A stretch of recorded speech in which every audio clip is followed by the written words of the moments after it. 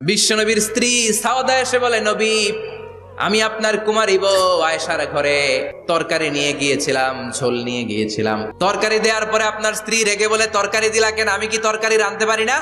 রাগের চোটে তরকারির ঝোল নিয়ে, পায়েস নিয়ে আমার গালের মধ্যে মাখিয়ে দিয়েছে আপনার বউ। আপনি তো শ্রেষ্ঠ বিচারক, ও নবী বিচার করে দেন। মা আয়েশাকে ডেকে পাঠালেন। মা আয়েশারে বললেন, ও আয়েশা, আসলে এমনটা করেছো নাকি?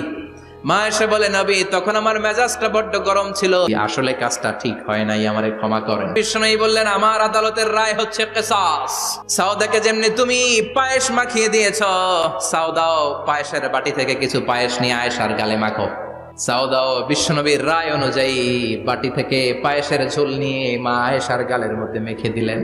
মা আয়েশা কি আর করবেন, হেসে দিলেন।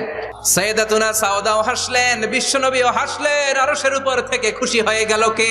বিশ্বনবীর স্ত্রী সাউদা এসে বলে, নবী, আমি আপনার কুমারী বউ আয়েশার ঘরে তরকারি নিয়ে গিয়েছিলাম, ঝোল নিয়ে গিয়েছিলাম। তরকারি দেওয়ার পরে আপনার স্ত্রী রেগে বলে, তরকারি দিলা কেন? আমি কি তরকারি রাঁধতে পারি না?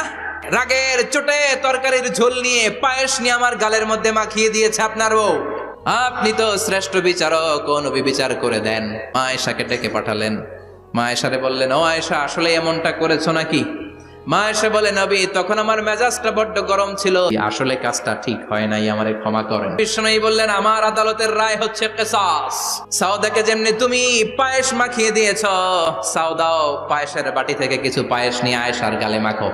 সাউদাও বিশ্বনবীর রায় অনুযায়ী বাটি থেকে পায়েসের ঝোল নিয়ে মা আয়েশার গালের মধ্যে মেখে দিলেন। মা আয়েশা কি আর করবেন, হেসে দিলেন। সাইয়েদাতুনা সাউদাও হাসলেন, বিশ্বনবীও হাসলেন। আরশের উপর থেকে খুশি হয়ে গেল কে?